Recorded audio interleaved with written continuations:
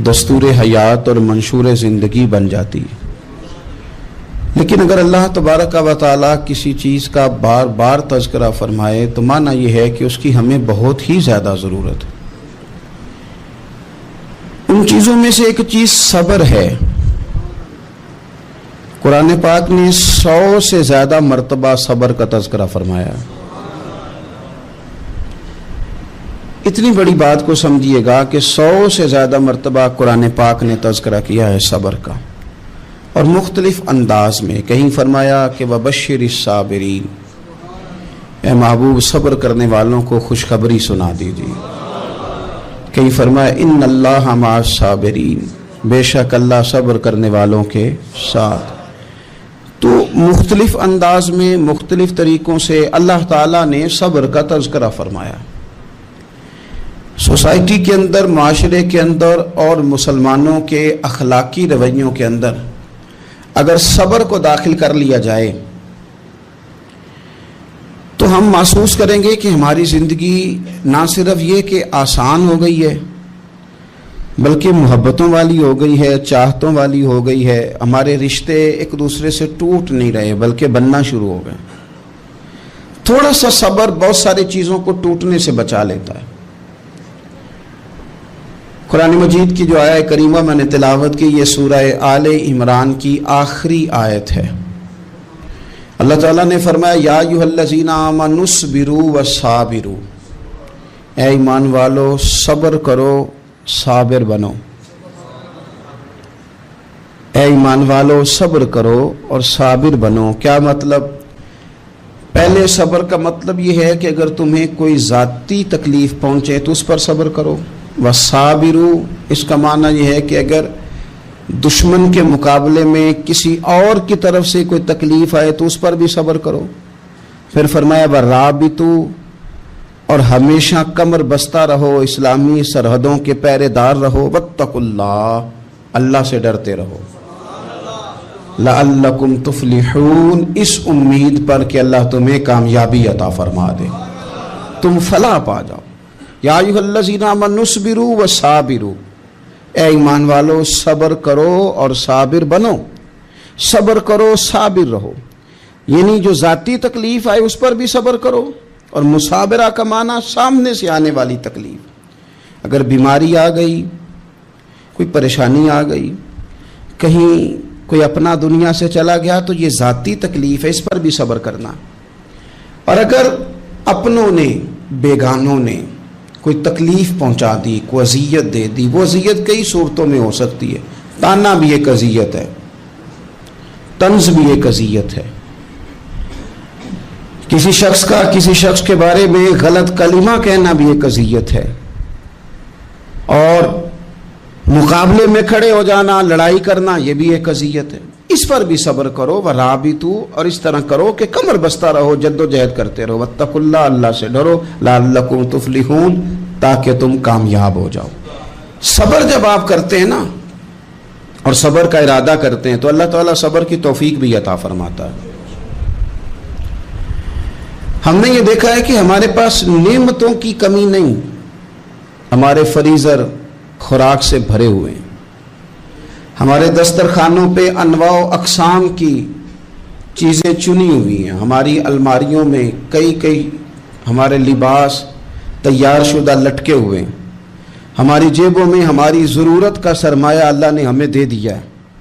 लेकिन इसके बावजूद जो लोग एक दूसरे से प्यार नहीं कर पा रहे, जो एक दूसरे के करीब नहीं जा पा रहे, तो उसकी वजह यह है कि सब्र नहीं रहा, हौसला नहीं रहा, किसी चीज़ को बर्दाश्त करना हमारे मिजाज का हिस्सा ही नहीं रहा। और फिर चूंकि उम्मत मुस्लिमा ने इनकलाब बर्पा करना था, दुनिया को पैगाम हक देना था, अगर इनके अंदर हौसला ही नहीं होगा, अगर इन्हें सब्र ही नहीं करना आएगा, इस्तकामत ही नहीं होगी, कहीं रुकना ही नहीं आएगा, तो ये मैदानों को सर कैसे करेंगे? कामयाबियां कैसे इनका मुकद्दर बनेंगी? रमज़ान मुबारक में भी माहौल ये हो कि इफ्तारी से 1 घंटा पहले नज़र पूरी टिक जाए घड़ी पे और थोड़ा सा भी सब्र मुश्किल हो। और रमज़ान मुबारक में सहरी के वक्त में अगर दही वाली दुकान पे भी झगड़ा ही हो रहा हो, और शाम को सामान खरीदने में भी अगर बहस ही हो रही हो, तकरार हो, झगड़ा हो, तो फिर सीखा क्या? फिर वो जो हमें तरबियत दी जा रही थी कि हमने सब्र करना है, तो फिर हमने उसमें हासिल क्या किया? हदीस पाक सुनेंगे, आपकी तबीयत बड़ी ठंडी होगी। मेरे नबी पाक सल्लल्लाहु ताला अलैहि वसल्लम इरशाद फरमाते हैं कि जो बंदा सवाल से बचना चाहेगा, इरादा करेगा अल्लाह मैंने किसी से नहीं मांगना, फरमाया जो सवाल से बचना चाहेगा रब उसे सवाल से बचा लेगा। और जो लोगों से बेनियाज होना चाहेगा, कहेगा या अल्लाह मुझे दुनियादारों का मोहताज ना बनाओ, अपनी बारगाह से अता फरमा। जो लोगों से बेनियाज होना चाहेगा अल्लाह लोगों से बेनियाज कर देगा। और फरमाया जो सब्र का इरादा करेगा अल्लाह उसे सब्र की तौफीक भी अता फरमा देगा। इरादा तो करे, प्रोग्राम तो बनाए, तौफीक तो अल्लाह देगा। जो सब्र का इरादा करेगा अल्लाह सब्र की तौफीक भी अता कर देगा। और हुजूर सल्लल्लाहु ताला अलैहि वसल्लम फरमाने लगे, याद रखो किसी बंदे को जो बेहतरीन तोहफा दिया गया है ना, अगर किसी को कोई बेहतरीन अतिया मिला है तो फिर अल्लाह ताला ने उसे सब्र अता फरमाया है। ये बेहतरीन तोहफा है, इससे ज़िंदगी सवर जाती है, इससे इंसान बावकार और मुतमईन हो जाता है, इससे उसके शब रोज़ आसानी से बीतते हैं, वो दुनिया की पगडंडियों से आसानी से गुजर के अल्लाह की बारगाह है आली मर्तबत में सरखुरू होकर हाजिर हो जाता है। लेकिन अगर बेहौसला हो, सब्र ना हो, फिर नुकसान रोज़ बरोज़ बढ़ता है। और फिर मेरे रसूल पाक सल्लल्लाहु ताला अलैहि वसल्लम इरशाद फरमाते हैं कि असल बात यह है कि अल्लाह ताला ना किसी बंदे का दर्जा बुलंद करने का इरादा फरमाता है, लेकिन उसके अमाल इस तरह के नहीं होते कि उसका दर्जा बुलंद किया जाए। अब रब क्या करता है, अल्लाह ताला उसको माल की, जान की, औलाद की किसी मुश्किल में डाल देता है। उस मुसीबत पर वो बंदा सब्र करता है तो अल्लाह ताला उसका दर्जा बुलंद फरमा देता है। अमाल इस काबिल नहीं थे कि दर्जात बुलंद हों, वो आमाल की बुनियाद पर नहीं कर सकता था तो अल्लाह ने किसी मुश्किल में डाल के ना अपने फजल से दर्जा बुलंद कर दिया। अब जो राह तरीकत का मुसाफिर था, जो सलूक की मनाजिल तय कर रहा था, जो अल्लाह रसूल के करीब जाने चाह रहा था, उसके लिए कितनी आसानी हो गई कि मुजाहिदा तो ज़्यादा ना कर सका, कसरत से नफली सौमो सलाद का बंदोबस्त तो ना कर सका, थोड़ा सा सब्र किया, रब ने अपना और अपने महबूब का कुर्ब अता फरमा दिया। तो ये तो आप सब्र करने के लिए जब निकले हैं तो आपने तो रब रसूल को पा लिया। ये सब्र तो वो वाला सफ़र है जिसकी जो मंजिल है वो अल्लाह रसूल का कुर्ब है। हम लोग थोड़ी थोड़ी बातों में हौसला हार जाते हैं, सब्र छोड़ जाते हैं, परेशानी बढ़ जाती है, पता नहीं ऐसे महसूस होता है कि जैसे यही बंदा दुनिया का सबसे दुखी बंदा है। तो एक तो ये कि ज़ाती हैसियत से सब्र करें, एक ये कि फिर दुश्मन का जब मुकाबला हो, आमन नुस्बिरु व साबिरु, आपका जब मुकाबला सामने किसी के साथ हो तो फिर तीर, तलवारें, असलहा, बंदूकें ये नहीं ज़्यादा लड़ती, मैदानों में हौसले लड़ते हैं, मैदानों में सब्र लड़ता है, मैदानों के अंदर तवानाइयाँ लड़ती हैं। मैदान करबला के अंदर कोई मुकाबला नहीं था तीर का तीर के साथ, तलवार का तलवार के साथ कोई मुकाबला नहीं था। मैदान करबला के अंदर जुल्म का सब्र से मुकाबला था। फतह के डंके यजीद ने बजाए थे, जश्न इब्ने ज़ियाद ने मनाया था, लेकिन क़यामत तक अल्लाह ने जो फतह अता फरमाई है तो वो हुसैन इब्ने अली के सब्र को अता फरमाई, वो सैयदना इमाम अली मकाम के सब्र को मिली। अजीज भाई, सब्र ही हमेशा फाते होता है, सब्र ही जीता करता है, सब्र ही कामयाबियां देता है, नतीजे सब्र के निकलते हैं, सब्र के हौसले के नतीजे होते हैं। हमारी जल्दबाजी हमें शिकस्त खुर्दा कर देगी, हमारा हौसला ना होना हमें हरा देगा, हम कमज़ोर पड़ जाएंगे अगर हम बेहौसला हो जाएंगे। सुनो, मेरे नबी पाक अलैहिस्सलाम ने तरबियत की, हुजूर अपनी उम्मत को दर्स देते हैं। हुजूर फरमाते हैं पहले तो कोशिश ही ना करो कि तुम्हारी दुश्मन से लड़ाई हो, इस चक्कर में ही ना पड़ो कि लड़ाई हो। मुसलमान अमन वाले हैं, ये पुरअमन लोग हैं, ये अमन पसंद हैं, ये दाइये अमन हैं, ये मुआशरे में मोमिन होना अमन की अलामत है। फरमाया पहले तो یہ پروگرام ہی نہ بناؤ کہ تمہاری لڑائی ہو، اور فرمایا پھر اگر ہو جائے نا تو پھر صبر کے ساتھ مقابلہ کرو، پھر ڈٹ کے مقابلہ کرو، اور پھر یاد رکھو کہ یہ جو جنت ہے یہ تلواروں کے سائے میں ہے، جنت تلواروں کے سائے میں تمہیں ملے گی۔ پھر ڈٹنا سیکھو۔ پہلے تو بات یہ کہ تم یہ ارادہ ہی نہ کرو لڑائی، اور اگر کبھی ہو جائے وہ لوگوں کو بتاؤ کہ ہیں ہم پرامن لوگ، پر دین کے لیے کھڑا ہونا ہو تو پھر ہم سے زیادہ کسی کو کھڑا بھی نہیں ہونا آتا، پھر ہم سے زیادہ کسی کے پاس طاقت بھی نہیں۔ حضرت مولا علی شیر خدا رضی اللہ تعالیٰ عنہ کے زمانے میں کفر کے ساتھ ایک جنگ ہو رہی تھی، تو کافروں نے نا جاسوس بھیجے کہ یار پتہ تو کرو مسلمانوں کی تیاری کس طرح کی ہے۔ تو جاسوس واپس جا کے کہنے لگا سمجھ کوئی نہیں آئی ان کی، وہ تو راہب قسم کے لوگ ہیں، صوفی قسم کے لوگ ہیں، وہ تو کٹے ہوئے دنیا سے، مسلوں پہ بیٹھ جاتے ہیں، رات کو تو لگتا ہے دنیا سے تعلق ہی کوئی نہیں، لیکن سویرے اٹھ کے میدان میں تلوار لے کے نکلتے ہیں تو لگتا ہے ان سے بڑا مجاہد ہی کوئی نہیں۔ یہ عجیب لوگ ہیں کہ رات کو مسلح پہ بیٹھیں تو لگتا ہے کٹ گئے دنیا، یہ صوفی لوگ ہیں، درویش ہیں۔ یہی مسلمان کی شان ہے، ہو ہلکا یاراں تو برے شم کی طرح نرم، رزم حق و باطل ہو تو فولاد ہے مومن، ادھر آ ستمگر ہنر آزمائے تو تیر آزما، ہم جگر آزمائے، ہم تجھے اپنا حوصلہ بتاتے ہیں کتنا، دیکھ ہمارے حوصلے سے ٹکرا کے دیکھ یہ کتنا طاقتور اور مضبوط ہے۔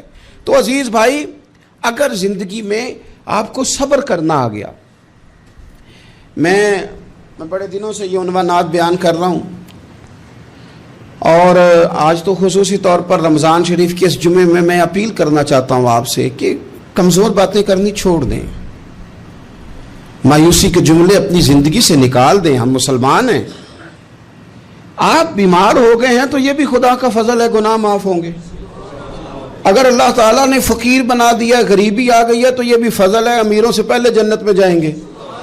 اگر اللہ تبارک و تعالیٰ نے کسی جگہ آپ کو مکان نہیں دیا اور دوسرے کو دے دیا ہے تو آپ وہ لوگ ہیں جو عظیم سنت ادا کر رہے ہیں سیدنا بلال حبشی کی۔ اگر کسی جگہ کوئی کمزوری آ گئی ہے، کوئی پیچھے رہ گئے ہیں تو یہ خدا کا فضل ہے۔ اللہ تعالیٰ نے چاہا ہمارے لیے جو فیصلہ تو ہم اس پہ راضی ہیں، لیکن اپنی زندگی میں اور شکوے اتنے بڑھا لیے، ہم نے اتنے بڑھا لیے کہ لوگوں سے شکوے کرتے کرتے رب رسول سے بھی شروع کر دیے۔ غلام بھی کبھی شکوہ کرتا ہے، آقا کا بھی شکوہ ہوتا ہے، بندہ بھی کبھی شکوہ کرتا ہے، رب کا بھی شکوہ ہوتا ہے، یہ بھی کبھی ہوتا ہے۔ آپ نہ مانے پر یہ شکوہ ہے کہ میں بڑے ڈاکٹروں کے پاس گیا ہوں آرام نہیں آیا، نہ مانے پر یہ شکوہ ہے میں نے کبھی کسی کو ستایا تو نہیں پر میرے حالات نہیں ٹھیک ہوتے۔ آپ نہ مانے پر یہ شکوہ ہے کہ فلانے کے پاس دولت زیادہ ہے، اس نے پتہ نہیں وہ آگے نکل گیا اور میں پیچھے رہ گیا، نہ مانے پر یہ شکوہ ہے۔ کس سے کر رہے ہو؟ رب رسول سے؟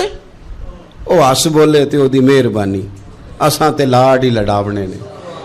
کس سے شکوہ کر رہے ہو؟ خدا کے بندو، غلام غلامی کرتے ہیں، شکوے کرتے ہیں کوئی؟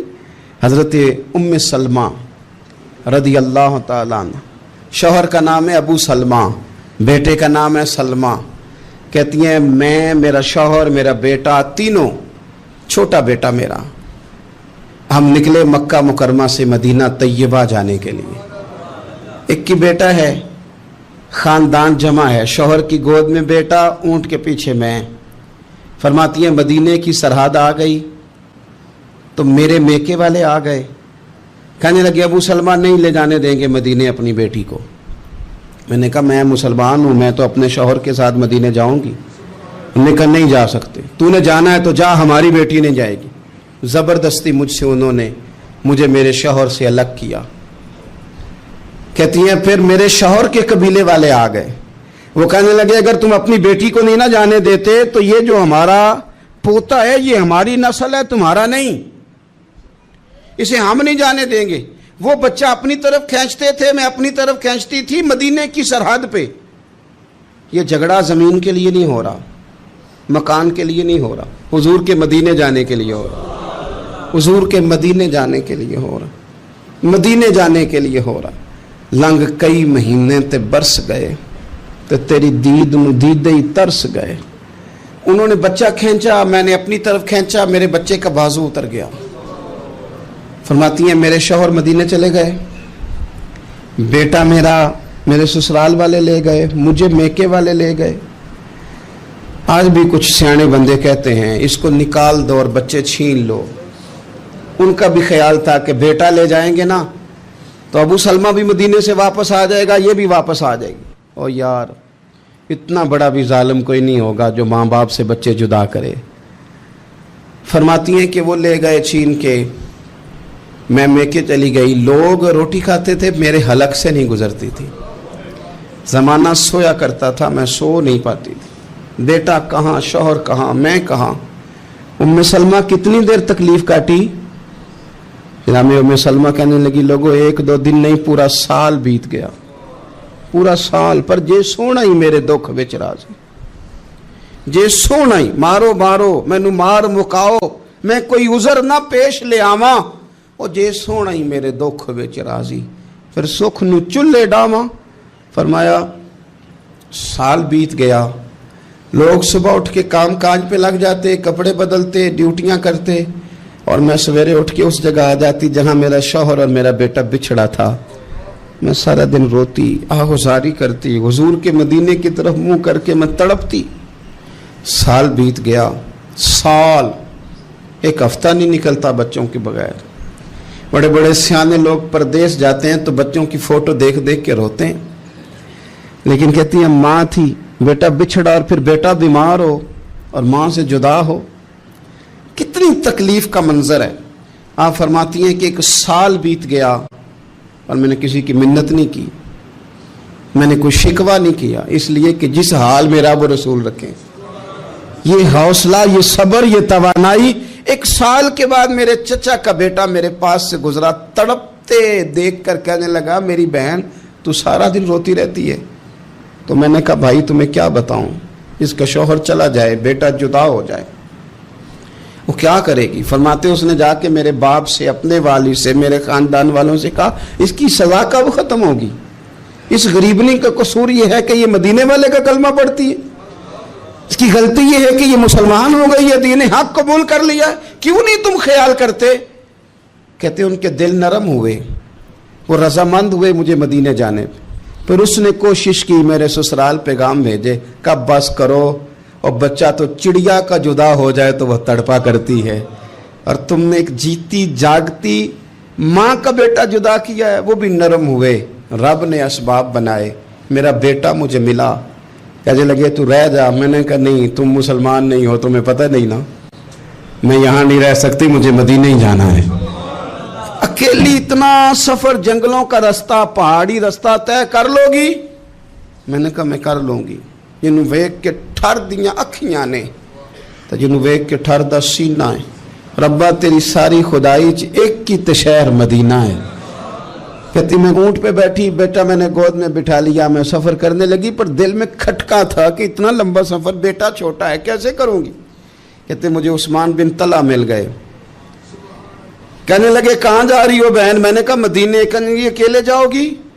میں نے کہا جانا تو ہے نا, کوئی ساتھ چلے نہ چلے پر شہر رسول تو جانا ہے نا. آپ فرماتی ہیں میں نے عثمان بن طلحہ سے نیک بندہ کوئی نہیں دیکھا, میرے اونٹ کی لگام تھام لی. جب مجھے اونٹ پہ بٹھاتے تھے نا, اونٹ بٹھا کے چلے جاتے تھے, میں بیٹھ جاتی تھی تو آ کے لگام تھامتے تھے. جب کہیں مجھے اتارتے تھے تو اونٹ بٹھا کے چلے جاتے تھے, میں اتر جاتی تھی تو اونٹ کو باندھتے تھے.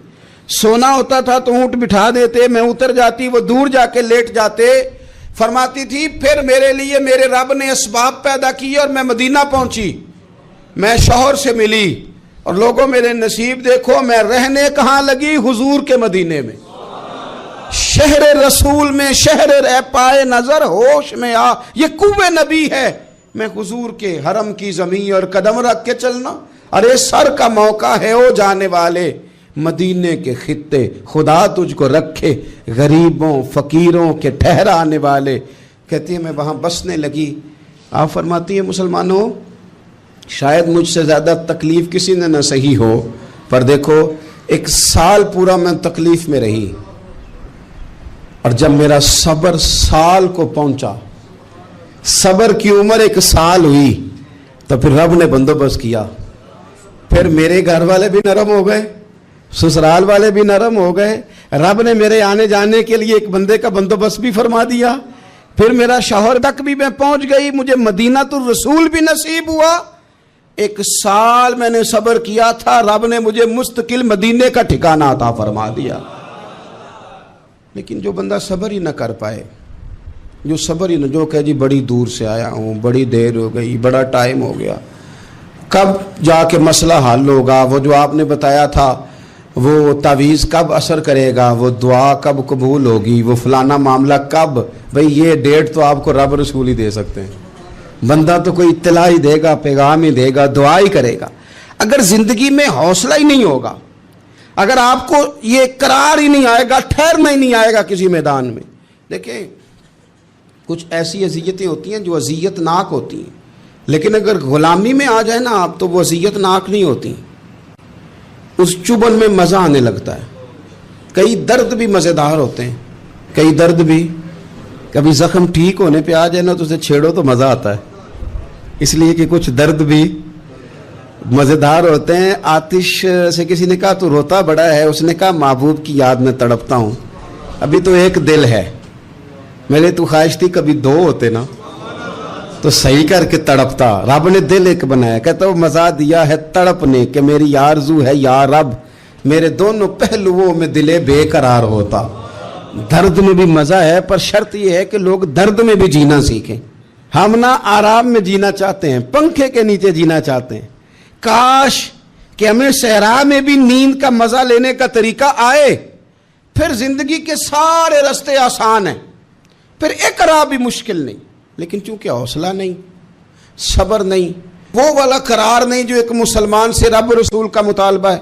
حدیبیہ کے موقع پہ نا نبی پاک صلی اللہ علیہ وسلم نے جو شرطیں کافروں کے ساتھ طے کی تھی نا, حضور نے نور بصیرت سے کی تھی نا, تو انہی شرطوں نے پھر فتح کے باب کھول دیے. ان فتحنا لک فتحا مبینا. ایک شرط یہ تھی کہ اگر کوئی مسلمان مدینے سے مکے آئے گا تو مکے والے واپس نہیں کریں گے, رکھ لیں گے. پھر غور کریں, کوئی مسلمان اگر مدینے سے مکے آئے گا تو مکے والے واپس نہیں کریں گے, اور اگر کوئی بندہ مسلمان اپنے آقا کی مرضی کے بغیر مسلمان ہو جائے اور وہاں سے وہ مدینے آئے گا تو حضور پناہ نہیں دیں گے. تو میرے بھائی, محبوب کی طرف سے آنے والا نہ صرف سوکھ ہی نہیں قبول کرنا چاہیے, دکھ بھی قبول کرنا چاہیے, دکھ بھی قبول کرنا چاہیے. ہمارا یہ مسئلہ ہے کہ ہم نہ میٹھی میٹھی کے قائل ہیں, کڑوی کڑوی کے قائل نہیں. اگر وہ کبھی دکھ دے نا تو محبوب کا دکھ بھی سکھ سمجھ کے قبول کرو. ہاں اس کی طرف سے کانٹا ہے کبھی تو اسے پھول سمجھ کے قبول کرو, وہ چبھے گا نہیں, انشاءاللہ مزہ ہی دے گا, وہ قبول تو کرو نا. تو اب حضرت ابو بصیر رضی اللہ تعالیٰ عنہ ایک صحابی تھے, ایک تو حضرت ابو جندل رضی اللہ تعالیٰ عنہ تھے نا, تو وہ تو حدیبیہ میں آ گئے. حضور مجھے لے جائیں, تو نبی پاک نے فرمایا میں نے وعدہ کر لیا ہے, ان کو بھی حضور نے واپس بھیج دیا. اور یہ بیچارے نا اپنے آقا کی جیل توڑ کے مکے سے بھاگ کے مدینے آئے. یا رسول اللہ مجھے قبول کر لے, میں بھاگ آیا ہوں, وہ بڑا ظلم کرتے ہیں, مارتے ہیں, تکلیف دیتے ہیں. وہ آئے تو ادھر سے نا اس کے مالک نے 1-2 بندے بھی بھیج دیے رکا دے کے کہ یا رسول اللہ آپ کا تو وعدہ تھا کہ آپ بندہ رکھیں گے نہیں. یہ آئے اور رکا بھی آ گیا. اب ذرا منظر کو سمجھے. ہمارا تو یہ مسئلہ ہے کہ کہتے ہیں کہ میری 99 باتیں مانی ہیں, ایک نہیں مانی, لہذا میرا تعلق ہی کوئی نہیں. لیکن یہاں کیا کیفیت ہے, بندہ رو رہا ہے, تڑپ رہا ہے, حضور میں مار سے بچتا ہوا آیا ہوں, جیل توڑ کے آیا ہوں, مجھے قبول کر لیں. ادھر رکا آ گیا کہ آپ کا وعدہ تھا رکھیں گے نہیں. اب یہ کتنا مشکل مسئلہ ہے, لیکن رسول پاک علیہ الصلاۃ والسلام نے فرمایا ابو بصیر میں نے وعدہ کیا یار تجھے واپس جانا پڑے گا. ہوئے ہوئے ہوئے. لوگ تو کہتے ہیں نا کہ وہ پیر صاحب نے کہا تھا تو میرا کام نہیں ہوا, لہذا میری بیعت ہی گئی, چھٹی ہو گئی. ماحول ہی بڑا عجیب ہے. حضور نے فرمایا واپس جا, لیکن جے کر یار دے نام دا ملے مینا, پھر انہوں چولی پا لئیے مینے نو پنجے سٹیے نا. جے کر یار دے نام دا, سامنے والے نے تانا سمجھ کے دیا تھا پر یار کے نام کا تھا نا, اس نے کہا لا صحیح سونے کے نام کا ہے نا, تانا ہوا تو کیا ہوا. جے کر یار دے نام دا ملے مینا, انہوں چولی پا لئیے پنجے سٹیے نا. تے جے کر یار دے نام دی ملے سولی, پھر جھوٹا جھوٹ لئیے تے پیچھے ہٹیے نا. جھوٹا جھوٹ لئیے, اب لکھنے والے کا بھی اپنا انداز ہے نا، کہتے ہیں یہ بھی میرے لیے جھولا ہی ہے، یہ بھی آرام کی جگہ ہی ہے، جھوٹا جھوٹ لئیے تے پیچھا ہٹیے نا۔ حضرت ابو بصیر رضی اللہ تعالیٰ عنہ سے حضور نے فرمایا واپس جانا ہے، کہ سونے ٹھیک ہے، کوئی شکوہ نہیں، کوئی گلہ نہیں، یہ بھی میرے محبوب کا حکم ہی ہے۔ اور کیا بات ہے، میرے نبی وعدوں کے پکے ہیں، کیا بات ہے، حضور نے جو کہا کر کے دکھایا۔ کہتے ہیں میں واپس جا رہا تھا، ایک دو بندے ساتھ تھے، جب مدینے کی حد گزر گئی نا، حضور نے تو کہا تھا نا مدینے میں پناہ نہیں دینی، تو میں نے اس سے کہا یار تلوار بڑی سونی ہے، ذرا دکھانا۔ اس نے دکھائی تو ایک کی میں نے گردن کاٹ دی، دوسرا ویسے ہی بھاگ گیا، اور بھاگ کے حضور کے پاس آیا، جی اس نے تو مار دیا۔ تو سرکار فرمانے لگے میں نے تو وعدہ پورا کیا تھا نا، تم سے نہیں سنبھالا گیا تو معاملہ تمہارا ہے۔ اب حضرت ابو بصیر رضی اللہ تعالیٰ عنہ واپس آئے، عرض کی حضور اب میرے لیے کیا حکم ہے؟ حضور نے فرمایا میاں حکم وہی ہے، مدینے میں ہم نہیں رکھ سکتے، تم مدینے میں صحابہ تھے نا، حضور کی باتوں سے خوشبو لیتے تھے، مدینے میں نہیں رکھ سکتے۔ حضرت ابو بصیر کہتے ہیں میں مدینے کی سرحد سے نکل گیا، اس جگہ چلا گیا جو نہ مکے کی ریاست میں تھا نہ مدینے کی، ایک مقام ایس تھا جہاں میٹھے پانی کے کنویں تھے، وہاں رہنے لگا۔ حضرت ابو جندل کو پتہ چلا کہ ایک نیا ٹھکانہ بن گیا، وہ بھی جیل توڑ کے آ گئے، 70 بندے آ گئے، وہاں سے قافلے گزرتے تھے کافروں کے، یہ بھی مسلمانوں کو تنگ کرتے تھے، اگر مکے سے کوئی قافلہ گزرتا تھا تو ہم نے بھی ان کو پکڑا، کافر کا مال مال غنیمت اسباب بن گیا۔ اور وہ جب قافلہ لے کے آتے تھے تو ڈرے ہوتے تھے، اور ان کو تو ستایا تھا نا، کہتے ہمیں ستایا بڑا تھا، ہم تو انقلابی بن گئے تھے، ہم تو رکھ لیتے نا، بڑی منت کرتے، بڑی جان مشکل سے چھڑاتے، 70 بندے ہو گئے، پھر 300 ہو گئے۔ تب وہ بشیر کہتے ہیں دنیا مدینے جاتی تھی لیکن ہم تڑپتے تھے، ہم تڑپتے تھے، روت لنگ گئی ہے پھر باہر آ دی، تے چٹھیاں مدینے آئیاں نہیں، ہم تڑپتے تھے کہ یار کوئی موقع ملے، روز رات کو روتے تڑپتے۔ 300 انقلابیوں کا جتھا صبر سے بیٹھا ہے مدینے کی سرحد پہ، اندر آنے کی اجازت نہیں، پر غلامی میں روز اضافہ ہو رہا۔ صبر دیکھو، غلامی میں روز اضافہ ہوتا ہے۔ تنگ آ گئے کافر، پہلے بڑی ڈینگیں مارتے تھے کہ دیکھو ہم نے کیسی شرط منوائی ہے، کیسی شرط منوائی ہے کہ ان کا بندہ آئے گا تو ہم واپس نہیں کریں گے، ہمارا جائے گا تو انہیں کرنا پڑے گا۔ پھر اتنے تنگ آئے کہ خود آ کے کہنے لگے حضور مہربانی کریں، یہ شرط تو ختم کریں نا، اور ان 300 کو تو مدینے بلائیں، مہربانی فرمائیں۔ حضور بڑے خوش ہوئے، آج غلاموں کے نام پیغام لکھا، غلاموں کے نام پیغام لکھا، چٹھی لکھی حضور نے۔ چٹھی کس چیز کی لکھی؟ آ جاؤ یار مدینے آ جاؤ، چٹھی آئی مدینے آنے کے لیے، حضرت ابو بصیر کے نام چٹھی گئی، آ جا یار مدینے، آ جا تیرے نام پیغام سب لائی ہے سرکار نبی سے، اور آیا ہے بلاوا مجھے دربار نبی سے۔ پیغام آیا۔ حضرت ابو بصیر اتنے بیمار تھے کہ نزع کا عالم تھا، لیکن اس عالم میں بھی انتظار تھا۔ اس آخری ویلے اکھیاں میریاں رات تکنائے تیرا تے سجنا کچھ بھی نہیں جانا، یہ پا جاویں ایک پھیرا تے سر میرے تے آن کھلویں تے پھر پردہ رہ جائی میرا، سوکھا نکلے صاحب ظہوری یہ ویخ لوے مکھ تیرا۔ حضرت ابو بصیر کو نہ وہ رکا گیا، حضور کی چٹھی گئی تو یوں چٹھی پڑی، حضور نے فرمایا آ جا نا، رستہ کھل گیا ہے، تو آ جا، کھل گیا رستہ۔ دعا فرماؤ مدینے کے رستے کھل جائیں، کرو نا یار دعا مدینے کے رستے کھل جائیں۔ کچھ ایسے ہیں جنہوں نے سارے دکھ سنانے ہی مدینے جا کے ہوتے، کچھ لوگ ایسے ہیں جن کے دل اور کلیجے پھٹنے کو آ گئے، دعا کرو رستے کھل جائیں۔ حضور نے فرمایا آ جا تیرا راہ کھل گیا۔ حضرت ابو جندل کہتے ہیں میں سرانے کھڑا تھا، حضرت ابو بصیر کے خط پڑھا، مسکرائے، اشارے سے کہنے لگے کہ دیکھ میرے نبی کا خط ہے، حضور کی چٹھی میرے نام آئی ہے، پڑھنا۔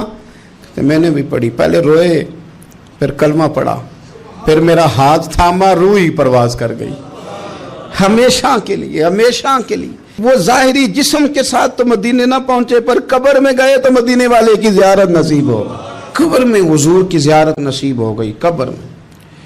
حضرت ابو جندل کہتا ہے میں نے جنازہ پڑھا، اور اسی مقام پہ جہاں انہوں نے انتظار کیا تھا نا، वो मकाम में इंतज़ार उनका मज़ार बना, मज़ार के साथ मस्जिद बनी, मस्जिद का नाम मस्जिद अबू बसीर रखा गया। उन्होंने उस इंतज़ार में जान दे दी, पर सब्र किया, शिकवा नहीं किया। यारो इतनी शिकायतें, इतनी शिकायतें, इतने शिकवे। एक बात मेरा और करने को दिल कर रहा है। एक सहाबी थे हज़रत आसिम बिन साबित रदी अल्लाह ताला अन्हु। जंगे उहद में ना हुजूर के हाथ पे मौत की बैत की, जंगे उहद में बैत की, सोनिया तेरे नाम पे मरना, डट के लड़े। सलाफा बिन साद के 2 बेटे बदर में कत्ल किए इन्होंने। उसने कसम खाई कि माज अल्लाह मैं इनका सर मंगा के तो इनकी खोपड़ी में शराब पीऊंगी। सलाफा बिन साद ने यह कसम खाई कि मेरे 2 बेटे कत्ल किए, मैं इनकी खोपड़ी में शराब पीऊंगी माज अल्लाह। एक कबीला गजील था, उन्होंने उहद के बाद हुजूर से कहा कुछ कारी हमें दे दें, हमने कुरान सीखना है। तो नबी पाक ने कुछ बंदे भेजे, तो आसिम बिन साबित को भी भेजा, लेकिन उन्होंने धोखा किया। वहां जाके इनको गिरफ्तार कर लिया। जब गिरफ्तार करके मक्के वालों के हाथ बेचने लगे तो हजरत आसिम बिन साबित ने तलवार निकाल ली। फरमाने लगे मैं काफिर का कैदी होके जीने से बेहतर है शहादत की मौत मर जाऊं। काफिरों का कैदी लड़े और फरमाने लगे मेरे कमान में तीर बाकी है, मैं लड़ूंगा और इतना लड़ूंगा कि तुम्हें पता चलेगा मुझे लड़ना आता है। और फरमाया मैं सब्र करूंगा और सब्र करके दिखाऊंगा, मैं डटूंगा और तुम्हें डट के। अकेला बंदा मैदान में डट गया, अकेला। जब तीर खत्म हो गए तो फिर नेजा निकाल लिया। ये बात आपको इसलिए समझा रहा हूं कि कुछ लोग कहते हैं जी मैं अकेला क्या करूं, तो ये आखिर में याद रखें कि सब्र आपने करना है चाहे अकेले भी रह जाएं, हौसला करना है चाहे अकेले भी रह जाएं। अकेले लड़े, तीर खत्म हो गए तो नेजा निकाल लिया, खूब लड़े। अब उसने कसम खाई थी कि मैंने इनकी खोपड़ी पे माज अल्लाह खोपड़ी मंगानी है, सर मंगाना है। और ये जो ले जा रहे थे धोखे के साथ, ये भी बेचने ले जा रहे थे। तो जब थक गए ना और चारों जानिब से जिस्म में तीर पे वस्त हो गए तो दुआ मांगी। अकेला बंदा और सब्र का मकाम, दुआ मांगी, कहा अल्लाह मैंने आखिरी दम तक तेरे दीन की हिफाजत की है, अब तू मेरे जिस्म की हिफाजत करना, इनके हथे ना चढ़ जाए मेरा जिस्म। हजरत आसिम बिन साबित रदी अल्लाह ताला अन्हु शहीद हो गए। काफिर करीब गए जिस्म पकड़ने के लिए, गिरफ्तार करने के लिए, सर काटने के लिए, तो शहद की मक्खियां आ गई, पूरे जिस्म पे कब्जा कर लिया। करीब जाते तो मक्खियां लड़ती, कहने लगे पीछे हट जाओ, शाम होगी ना तोड़ जाएंगी, फिर हम सर काट लेंगे। शाम तक चारों जाने बैठे रहे, ना कोई हवा आई, ना कोई बादल बरसा, ना कोई तूफान आया। शाम को इन्होंने उठाना था, एक रेला आया पानी का और जनाब आसिम बिन साबित की लाश मुबारक को बहा के ले गया।